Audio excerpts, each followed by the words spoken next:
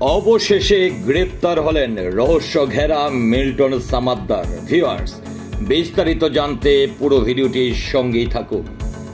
মানবতার ফেরিওয়ালার মুখোশের আড়ালে ভয়ঙ্কর সব প্রতারণার অভিযোগে চাইল্ড অ্যান্ড এজ কেয়ার আশ্রমের চেয়ারম্যান মিল্টন সামাদ্দারকে আটক করেছে ঢাকা মহানগর গোয়েন্দা পুলিশ ডিবি। বুধবার সন্ধ্যা 7:30টার দিকে ডিবি মিরপুর বিভাগের একটি টিম ঢাকার মিরপুরের দক্ষিণ পাইকপাড়া বাসা থেকে তাকে আটক করেছে। ডিবি মিরপুর বিভাগের সূত্রে জানা গেছে, বর্তমানে রাজধানীর মিন্টু রোডের ডিবি কার্যালয়ে জিজ্ঞাসাবাদ করা হচ্ছে মিল্টনকে। উল্লেখ্য, অসহায় মানুষের নামে সংগ্রহ করা অর্থ আত্মসাৎ এবং তাদের কিডনি সহ অঙ্গ প্রত্যঙ্গ চুরির মতো গা শিউরে ওঠা অভিযোগ রয়েছে মিল্টনের বিরুদ্ধে। এছাড়া জাল ডেথ সার্টিফিকেট তৈরি এবং জমি দখলের মতো গুরুতর সব অভিযোগ এখন চাউর হচ্ছে।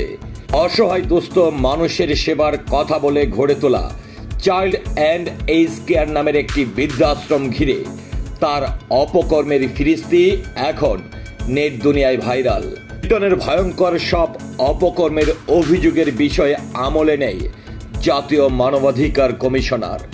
জনস্বার্থে এ বিষয়ে কমিশন অভিযোগ গ্রহণ করেছেন।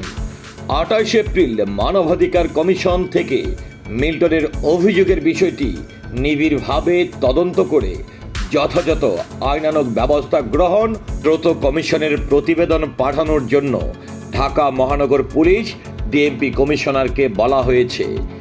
একই সঙ্গে এই ধরনের প্রতিষ্ঠানের কার্যক্রম সম্পর্কে তদন্ত করে প্রয়োজনীয় ব্যবস্থা গ্রহণ করে কমিশনের প্রতিবেদন পাঠানোর জন্য সমাজসেবা অধিদপ্তরের পরিচালককে বলা হয়। মানবাধিকার কমিশনের পক্ষ থেকে 30 মে প্রতিবেদন দেওয়ার দিন নির্ধারণ করা হয়েছে।